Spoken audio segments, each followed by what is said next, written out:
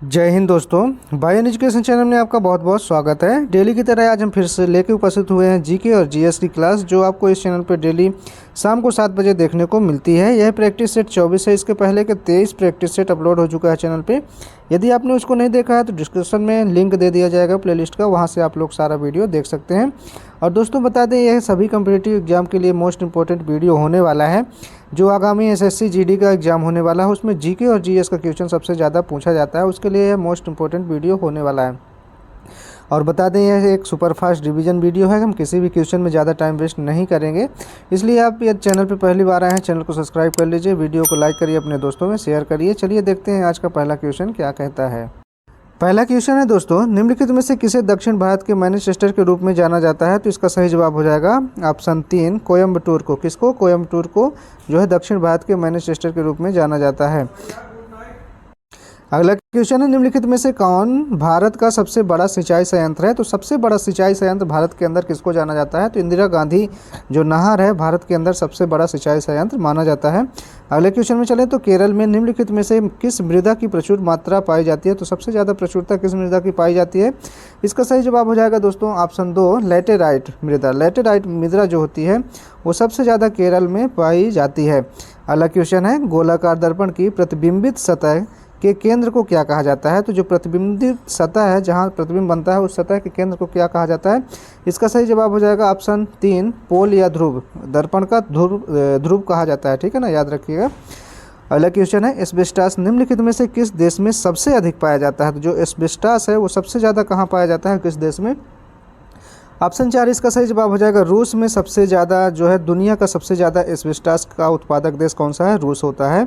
इसका सही जवाब ऑप्शन 4 हो जाएगा। अगले क्वेश्चन में चलते हैं, विद्रोह के असफल रहने के बाद किस देश ने 3 माह के लिए राष्ट्रीय आपातकाल लगाने की घोषणा की? तो किस देश ने ऐसा किया था? तो इसका सही जवाब हो जाएगा दोस्तों ऑप्शन 1, तुर्की ने ऐसा किया था, 3 माह का आपातकाल घोषित कर दिया था। अगला क्वेश्चन में चलते हैं, वेटन कप निम्नलिखित में से किस खेल से संबंधित है? तो जो वेटन कप होता है वो किससे संबंधित होता है? इसका सही जवाब ऑप्शन 2 हो जाएगा, हॉकी से संबंधित है। याद रखिएगा, वेटन कप किससे संबंधित है? हॉकी से संबंधित है। अगला क्वेश्चन है, सूर्य मंदिर निम्नलिखित में से किस राज्य में स्थित है? तो सूर्य मंदिर कहाँ है आपको बताना है। ऑप्शन 1 इसका सही जवाब हो जाएगा उड़ीसा में। सूर्य मंदिर कहाँ स्थित है? तो उड़ीसा में स्थित है। ऑप्शन 1 इसका सही जवाब हो जाएगा। नेक्स्ट क्वेश्चन है दोस्तों, बैक्टीरिया की वृद्धि किसके द्वारा मापी जाती है? किस यंत्र के द्वारा मापी जाती है? आपका सही जवाब हो जाएगा ऑप्शन 2, स्पेक्ट्रोफोटोमीटर के द्वारा बैक्टीरिया की वृद्धि को मापा जाता है। अगला क्वेश्चन है, तिरछी ओर जिसको हम साइड वेव अपरदन कहते हैं, जिससे नदी घाटी विस्तृत हो जाती है, उसे क्या कहलाता है आपको बताना है।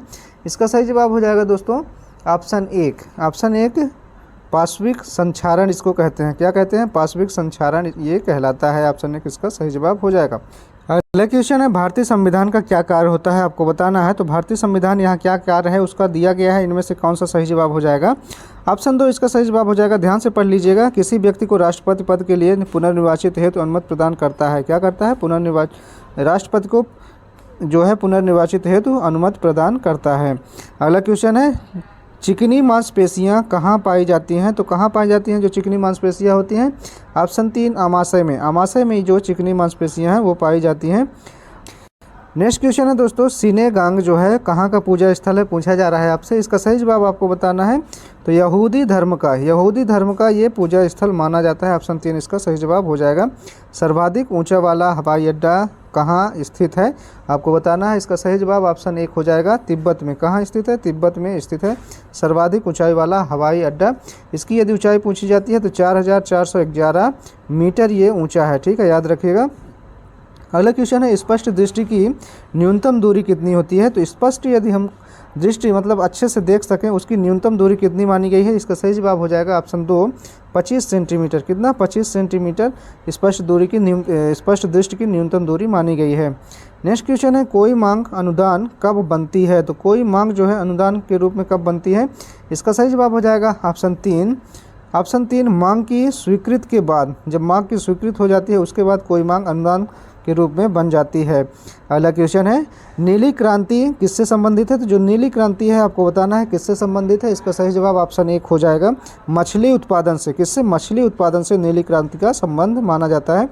अगला क्वेश्चन है, न्यूटन द्वारा गणित की निम्नलिखित शाखाओं में से किसका आविष्कार किया गया? तो न्यूटन द्वारा किसका आविष्कार किया गया है इनमें से? इसका सही जवाब आपको बताना है। तो इसका ऑप्शन एक सही जवाब हो जाएगा, गणना का। गणित की गणना का आविष्कार कौन किए थे? न्यूटन वैज्ञानिक किए थे।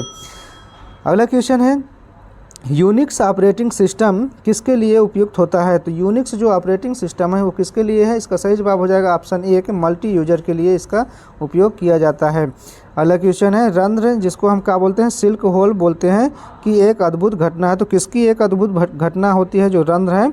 इसका सही जवाब हो जाएगा दोस्तों ऑप्शन 4 टुंड्रा। किसका? टुंड्रा का ये अद्भुत घटना मानी जाती है।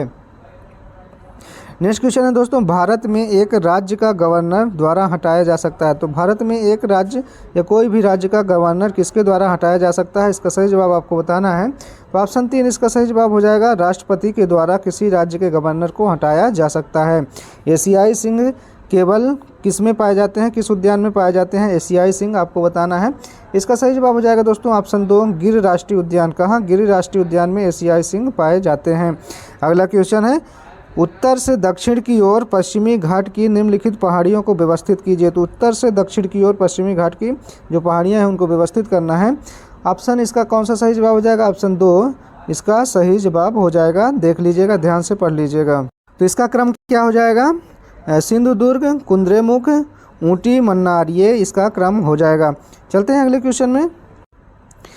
निम्नलिखित में से कौन सा भारत का एक पूरा पाषाण स्थल नहीं है? आपको बताना है। इसका सही जवाब आपका हो जाएगा ऑप्शन 4 12 गुफा। जो 12 गुफा है, 12 गुफा जो है वो भारत का एक पूरा पाषाण स्थल नहीं माना जाता। बाकी ये सभी पूरा पाषाण स्थल माने जाते हैं। भीमबेटका गुफा, हुरंगी गुफा, कुरनूल गुफा, ये सभी क्या हैं? भारत का एक पूरा पाषाण स्थल माने जाते हैं। अगला क्वेश्चन है, निम्नलिखित सिंधु सभ्यता स्थलों में से महान स्नानागार कहाँ पाया गया? तो महान स्नानागार कहाँ पाया गया? किस सभ्यता में? इसका सही जवाब हो जाएगा दोस्तों ऑप्शन 2। ऑप्शन 2 इसका सही जवाब हो जाएगा, मोहनजोदड़ो में ये जो है महान स्नानागार पाया गया है। नेक्स्ट क्वेश्चन है, भारत रत्न प्राप्तकर्ता भारत के एक सांस्कृतिक व्यक्तित्व बिस्मिल्लाह खान किससे संबंधित हैं या किससे जुड़े हुए हैं? तो इनका सही जवाब आपको बताना है। तो ऑप्शन 3 इसका सही जवाब हो जाएगा, शहनाई वादक से ये जुड़े हुए हैं, शहनाई वादक हैं ये, ठीक है ना। अगले क्वेश्चन में चलते हैं, बुद्ध और महावीर निम्नलिखित में से किस महाजनपद से आते हैं? तो जो बुद्ध और महावीर हैं किस महाजनपद से आते थे? इसका सही जवाब हो जाएगा ऑप्शन 1 मगध से, ये रिलेटिव हैं, मगध जनपद से आते हैं। अगला क्वेश्चन में चलते हैं, संविधान का अनुच्छेद 14 जो है भारत के नागरिकों को क्या सुनिश्चित करता है? तो अनुच्छेद जो 14 है क्या सुनिश्चित करता है दोस्तों? ऑप्शन 4 इसका सही जवाब हो जाएगा, समानता का अधिकार। अनुच्छेद 14 में समानता का अधिकार दिया गया है भारत के नागरिकों को। अगला क्वेश्चन है, निम्नलिखित पर विचार करें। तो निम्नलिखित पर विचार करिए, क्या क्या कह रहा है? भुगतान बैंकों का खोला जाना। कथन 2 कह रहा है बैंकों का राष्ट्रीयकरण। 3 मुद्रा ऋण योजना और 4 अटल पेंशन योजना। अब बोल रहा है उपरोक्त कार्यक्रमों में से कौन से वित्तीय समावेशन प्रक्रिया का भाग है? तो वित्तीय समावेशन प्रक्रिया का इनमें से कौन सा भाग है? इसका सही जवाब हो जाएगा ऑप्शन 3 उपरोक्त सभी।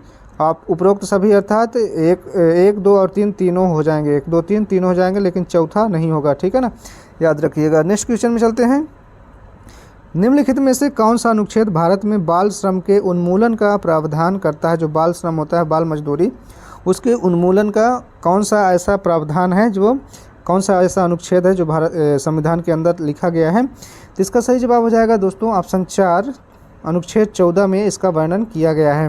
नेक्स्ट क्वेश्चन में चलते हैं, अधिकांश भारतीय लिपियां निम्नलिखित में से किस लिपि से विकसित हुई हैं? तो जो भारतीय लिपियां बहुत सारी हैं उनका बेसिक या जिसको हम आधार बोलेंगे तो आधार लिपि कौन सी है? तो इसका सही जवाब हो जाएगा दोस्तों ऑप्शन 2 ब्राह्मी लिपि से बहुत सारी जो भारतीय लिपियां हैं उनका उत्पादन हुआ है। अगला क्वेश्चन में चलते हैं, निम्नलिखित में से कौन से विटामिन हमारी त्वचा को स्वस्थ बनाए रखने में सहायता करती है? तो ऐसी कौन सी विटामिन है जो स्वस्थ बनाए रखने में सहायता करती है? ऑप्शन 4 इसका सही जवाब हो जाएगा, विटामिन ई।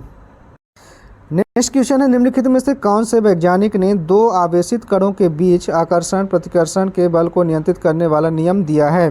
तो ऐसे कौन से वैज्ञानिक हैं? इसका सही जवाब हो जाएगा option 4, Charles Coulomb. Charles Coulomb ji ने ये नियम प्रतिपादित किया था। अगला क्वेश्चन है, निम्नलिखित में से कौन सा एक धनायन है? तो धनायन इनमें से कौन सा है? इसका सही जवाब हो जाएगा ऑप्शन 3, अमोनिया जो है ये धन आयन होता है। अगला क्वेश्चन है, संघनन प्रक्रिया से संदर्भित है। तो संघनन प्रक्रिया से कौन संदर्भित है आपको बताना है। इसका सही जवाब हो जाएगा ऑप्शन 4, जल वाष्प का इसके द्रव रूप में परिवर्तन क्या कहलाता है? संघनन प्रक्रिया कहलाता है। अगला क्वेश्चन में चलते हैं, पौधों में वह प्रक्रिया जिसमें जल वाष्प के रूप में पत्तियों से बाहर आता है क्या कहलाता है? तो इसका सही जवाब आपको बताना है।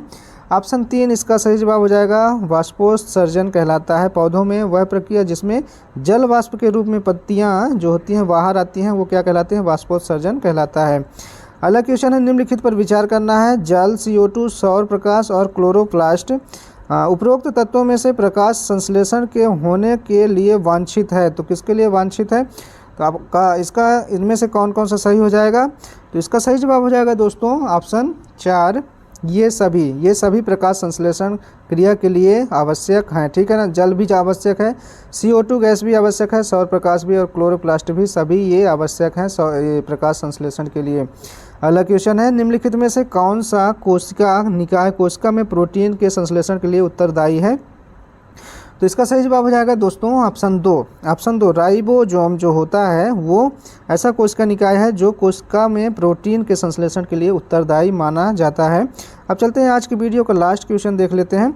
सहजीवी संबंध के लिए निम्नलिखित में से कौन सा उदाहरण है? तो सहजीवी संबंध के लिए कौन सा उदाहरण सही माना जाएगा? इसका सही जवाब हो जाएगा ऑप्शन 3, दोनों सही हैं। इनमें से दोनों जो दिए हैं ये दोनों जो है सहजीवी के लिए उदाहरण सही माने जाएंगे। शैवाल लाइकेन और पादप मूल राइबोसोमियम जीवाणु, ये दोनों सही हैं। तो दोस्तों ये थे आज के मोस्ट 40 क्वेश्चन जो जीके और जीएस से लिए गए थे। आपको ये वीडियो कैसा लगा आप लोग कमेंट बॉक्स में अपनी राय ज़रूर लिखें। और ये चैनल पे पहली बार आए हैं चैनल को सब्सक्राइब जरूर कर लें। ऐसे ही डेली आपको जॉब से रिलेटेड न्यूज़ इस चैनल पे मिलती है और जीके और जीएस की क्लास डेली शाम को 7 बजे इस चैनल पे देखने को मिलती है। मिलते हैं नेक्स्ट पार्ट को लेके, तब तक के लिए आज्ञा दीजिए। जय हिंद, जय भारत, अपना ख्याल रखिएगा।